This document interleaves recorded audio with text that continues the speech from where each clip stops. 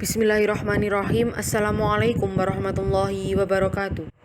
Saya perwakilan dari kelompok 4, peminatan IPA Biologi kelas D, akan menyampaikan pemaparan dari kelompok kami tentang zat makanan dan sistem pencernaan manusia dengan dosen pengampu Bapak Muhammad Khairul Anwar. Dengan anggota kelompok yang pertama, Muhammad Irfan Fauzi, NIM 203190273. Kedua, Munawaroh 203190074. 3. Nadia Destiana Ayu Pramesti 203190076. Dan Nia Aulia Khodijatul Kubro NIM 203190277. Materi yang akan kita pelajari pada pagi hari ini adalah yang pertama, zat makanan. 2. Sistem pencernaan manusia.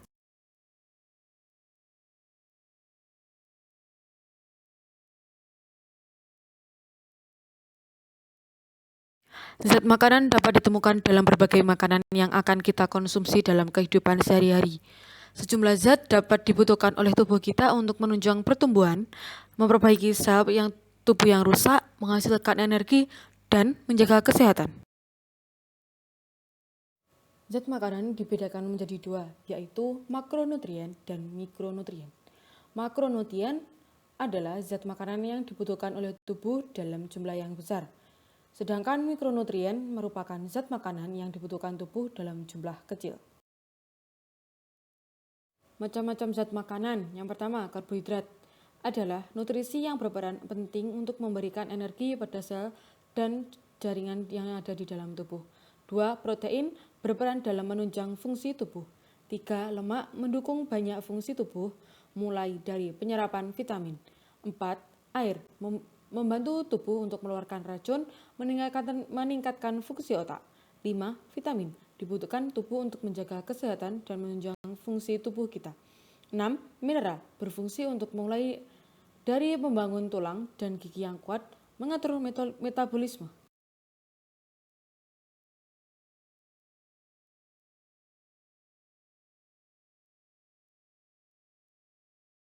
Proses pencernaan makanan adalah suatu proses yang melibatkan organ pencernaan dan kelenjar pencernaan. Sistem pencernaan berfungsi untuk memecah makanan menjadi sari makanan yang siap diserap di dalam tubuh. Berdasarkan prosesnya, pencernaan dapat dibedakan menjadi dua. Yang pertama, pencernaan mekanik adalah pengunyahan oleh gigi dengan bantuan lidah serta pengemasan makanan yang terjadi di dalam lambung. Yang kedua, pencernaan kimiawi adalah pelarutan dan pemecahan makanan oleh enzim pencernaan dengan mengubah makanan yang bermolekul besar menjadi molekul yang berukuran kecil. Pencernaan mekanis terjadi di rongga mulut, kemudian pencernaan kimiawi terjadi di usus halus. Seperti dilihat pada gambar berikut ini. Makanan mengalami proses pencernaan sejak makanan berada di dalam mulut hingga proses pengeluaran sisa-sisa makanan oleh hasil pencernaan. Proses pencernaan makanan sebagai berikut. Yang pertama, ingesti adalah masuk makanan ke dalam tubuh melalui mulut. 2. Mastikasi adalah proses pengunyahan makanan oleh gigi. 3. Deglutisi adalah proses penelan makanan di kerongkongan. 4. Digesti, perubahan makanan menjadi molekul yang lebih sederhana dengan bantuan enzim yang ada di dalam lambung. 5. Absorpsi adalah proses penyerapan terjadi di usus halus. 6. Defekasi adalah pengeluaran sisa-sisa makanan yang sudah tidak berguna melalui anus. Makanan yang kita makan tidak dapat langsung diserap dan digunakan oleh tubuh. Agar dapat diserap oleh jonjot usus, makanan harus dicerna terlebih dahulu oleh alat pencernaan. Organ yang membentuk saluran pencernaan terdiri dari mulut. Makanan pertama kali masuk ke dalam tubuh melalui mulut dan mulai dicerna secara mekanis dan kimiawi. Di dalam rongga mulut terdapat enzim untuk membantu pencernaan. Enzimnya disebut dengan amilase. Enzim amilase berfungsi untuk mengubah zat tepung atau amilum menjadi zat gula. Selanjutnya yaitu gigi. Gigi manusia berfungsi sebagai alat pencernaan mekanis. Gigi membantu memecahkan makanan menjadi potongan yang lebih kecil dan dibantu oleh enzim pencernaan agar dapat mencerna makanan lebih efisien. Kemudian lidah. Lidah berfungsi untuk membantu mencampur dan menelan makanan, mempertahankan makanan agar berada di antara gigi sebagai alat perasa makanan. Terdapat 3 jenis papila, yaitu papila filiformis adalah berbentuk seperti benang halus. Fili artinya benang. Papila circumnyalata adalah berbentuk bulat tersusun seperti huruf V di belakang lidah. Circum artinya bulat. Kemudian papila fungiformis berbentuk seperti jamur, fungi artinya jamur. Tunas pengecap adalah bagian pengecap yang ada di pinggir papila, terdiri dari 2 sel, yaitu sel penyokong berfungsi sebagai reseptor dan sel penyokong berfungsi untuk penopang. Pada mamalia dan vertebrata, pada lidahnya terdapat reseptor untuk rasa. Reseptor ini peka terhadap stimulus dari zat kimia sehingga disebut kemoreseptor. Reseptor tersebut adalah kuncup-kuncup pengecap. Kuncup tersebut berbentuk seperti bawang kecil atau piala dan terletak di permukaan epitelium pada permukaan atas lidah. Setiap kuncup pengecap terdiri dari 2 macam sel, yaitu sel pengecap. Pada sel pengecap terdapat silia atau rambut gustatori yang memanjang ke lubang pengecap dan sel penunjang. Zat kimia dari makanan yang kita makan mencapai pengecap melalui lubang pengecap. Kuncup-kuncup pengecap dapat merespon 4 rasa dasar, yaitu ujung lidah dapat merasakan rasa manis, bagian tepi atas dapat merasakan rasa asin, kemudian tepi bawah dapat merasakan rasa asam. Kemudian di akhir rasa pahit berada di pangkal lidah. Kemudian fungsi lidah. Yang pertama, menunjukkan kondisi tubuh. Selaput lidah manusia dapat digunakan sebagai indikator metabolisme tubuh, terutama kesehatan tubuh manusia. 2. Membasahi makanan yang berada di dalam mulut. 3. Mengecap atau merasakan makanan. 4. Membolak-balikkan makanan. Teka atau faring merupakan penghubung rongga mulut dengan kerongkongan. Berasal dari bahasa Yunani yaitu paring. Di dalam lengkung faring terdapat tonsil atau amandel, yaitu kelenjar limfe yang banyak mengandung kelenjar limfoid. Setelah dicerna di dalam mulut, makanan akan masuk ke dalam kerongkongan. Makanan didorong oleh otot kerongkongan menuju lambung. Gerakan otot ini disebut dengan gerakan peristaltik. Kerongkongan merupakan saluran panjang 25 cm yang tipis sebagai jalan bolus dari mulut menuju ke lambung. Fungsi kerongkongan sebagai jalan bolus dari mulut menuju lambung. Bagian dalam kerongkongan senantiasa basah oleh cairan yang dihasilkan oleh kelenjar yang dapat pada dinding kerongkongan untuk menjaga agar bolus tetap basah dan lincir. Lambung adalah sebuah kantong muskular yang letaknya antara esofagus dan usus halus, sebelah kiri abdomen di bawah diafragma. Lambung merupakan saluran yang dapat mengembang karena adanya gerakan peristaltik, tekanan organ lain, dan postur tubuh. Neoplasma adalah kumpulan sel abnormal yang terbentuk oleh sel-sel yang tumbuh terus-menerus secara tak terbatas, tidak terkoordinasi dengan jaringan sekitarnya, dan tidak berguna bagi tubuh. Fungsi lambung menampung makanan yang masuk melalui esofagus, menghancurkan makanan dengan gerakan peristaltik lambung dan getah lambung. Penghancuran makanan dilakukan dengan 2 cara. Secara mekanis adalah menyimpan, mencampur dengan sekret lambung, dan mengeluarkan kimus ke dalam usus.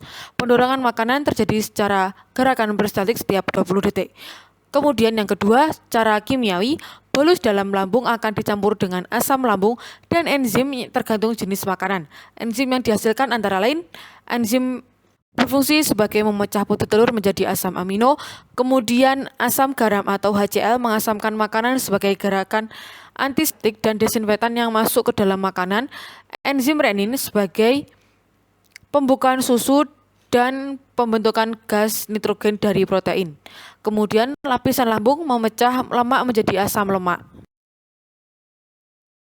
Usus halus. Kontraksi usus halus disebabkan oleh aktivitas otot polos usus halus yang terdiri dari 2 jenis lapisan, yaitu lapisan otot polos longitudinal yang terletak di bagian luar dan lapisan otot sirkuler yang terletak di sebelah dalam.